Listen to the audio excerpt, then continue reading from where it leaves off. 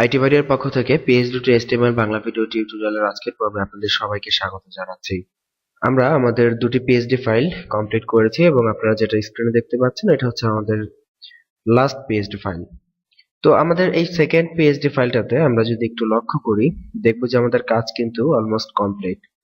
এখন আমরা এই PSD ফাইলটাতে আমরা কিছু মডিফিকেশন করব। যেমন আমরা যদি আমাদের এই PSD ফাইলটি যদি আমরা একটু ভালো করে দেখি দেখবেন যে প্রত্যেকটা এলিমেন্টে আপনার একই ফন্ট ব্যবহার করা হয়েছে, দ্যাট মিন্স ক্লাসিক ফন্ট ব্যবহার করা হয়েছে। এবং যেহেতু প্রত্যেকটা এলিমেন্টে একই ফন্ট ব্যবহার করা হয়েছে মানে টোটাল ওয়েবসাইটটা এই ক্লাসিক ফন্ট দিয়ে করা। তো এই ক্ষেত্রে দেখুন আমরা বিভিন্ন জায়গায় হেডিং এ, প্যারাগ্রাফে বিভিন্ন জায়গায় আমরা বারবার font family classic, font family classic, font family classic ইত্যাদি লিখেছি। সো আমরা যদি চাই এই ফন্ট ফ্যামিলি যত জায়গায় লিখেছি এটা এইভাবে না লিখে, যেহেতু পুরো ওয়েবসাইটটা ক্লাসিক ফন্টে, আমরা পুরো ওয়েবসাইটটাকে একবারে ক্লাসিক ফন্ট করে দিতে পারি। যেমন আমাদের এই ওয়েবসাইটটিতে আমরা একটু ভুল আছে, দেখুন আমরা গত পর্বে যে কোডিং করেছি অ্যাকচুয়ালি ভুল না, এটা হচ্ছে একটু অপূর্ণতা। সেটা হচ্ছে আমরা এই ফুটারটি করার সময় বাম পাশের এগুলাকে ক্লাসিক ফন্টে করেছিলাম, ডান পাশেরটাকেও করেছিলাম, কিন্তু মাঝখানের LIA এলিমেন্ট গুলোকে করা হয়নি। সো যেহেতু পুরো সাইটটাই ক্লাসিক ফন্টে হবে সেই ক্ষেত্রে আমরা এই প্রত্যেকটা এলিমেন্টকে আলাদা আলাদা ফন্ট ফ্যামিলি ক্লাসিক না দিয়ে আমরা যদি টোটাল বডি যেটা আছে সেটাতে আমরা এভাবে যদি আমরা ক্লাসিক দিয়ে দিই নামটা, যে ফন্ট ফ্যামিলি ক্লাসিক, আর যদি ক্লাসিক না পায় তাহলে পাবে এরিয়াল। দ্যাট মিন্স কোনো কারণে যদি ক্লাসিক ফন্ট মিস হয় এই জন্য আমরা কমা দিয়ে এখানে লিখে দেওয়া হয়েছে এরিয়াল, তাহলে ক্লাসিকটা না পেয়ে এরিয়াল ফন্টটা পেয়ে যাবে যাতে করে ওয়েবসাইটটা দেখা যায়। সো এইখানে যদি আমরা টোটাল ওয়েবসাইটটাকে ক্লাসিক করে দেই এবং যদি এবার রিফ্রেশ করি তাহলে দেখবেন প্রত্যেকটা এলিমেন্ট ক্লাসিক ফন্ট পাবে। এবং এখানে দেখুন যে যদিও আমরা এই এলিমেন্টটাকে আমাদের কিন্তু ক্লাসিক ফন্ট ফ্যামিলি দেওয়া হয়নি, তারপরেও এটা ক্লাসিক ফন্ট পেয়ে গেছে।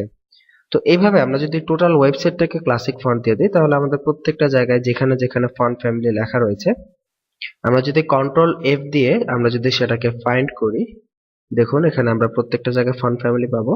আমরা প্রত্যেকটা জায়গা থেকে আমরা এই ফন্ট ফ্যামিলি ক্লাসিক এটাকে উঠিয়ে দিব।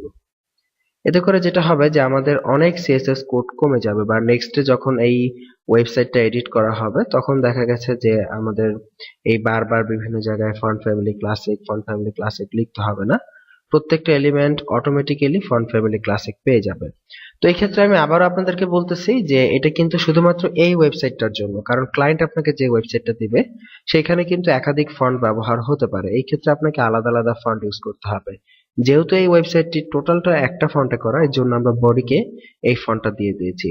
এবার যদি রিফ্রেশ করি দেখবেন সবকিছু ঠিক আছে, শুধু ফন্ট ফ্যামিলি ক্লাসিকটা পেয়ে যাচ্ছে বডি থেকে। যদি আমরা যে কোনো একটা এলিমেন্টকে ইন্সপেক্ট এলিমেন্ট করি দেখবেন এই যে প্যারাগ্রাফ এটা এখান থেকে পেয়েছে, কিন্তু এটা ফন্ট ফ্যামিলি যেটা রয়েছে সেটা পাবে আমাদের বডি থেকে। যেমন আমরা যদি বডিকে সিলেক্ট করি এই যে দেখুন ফন্ট ফ্যামিলি ক্লাসিক, এটা টিক উঠিয়ে দিলে ফন্ট চেঞ্জ হয়ে যাচ্ছে, আবার টিক দিয়ে দিলে ক্লাসিক চলে আসতেছে।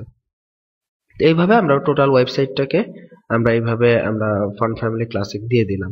এবং নিচের আইকনগুলো সম্পর্কে আবারও বলতেছি, আইকনগুলো আমরা একটা তুলে দেখিয়ে দিয়েছি, আপনি বাকি আইকনগুলো তুলে এখানে বাসায় প্র্যাকটিস করে ফেলবেন। সো আশা করি আপনারা কমপ্লিট ভাবে আমাদের যে ওয়েবসাইট দুটো এখনো পর্যন্ত দেখানো হয়েছে আপনারা বুঝতে পেরেছেন, এবং এই দুটো যদি আপনারা ভালোভাবে প্র্যাকটিস করতে পারেন তাহলে আমরা আশা করি আপনারা যে কোনো ওয়েবসাইট করে ফেলতে পারবেন।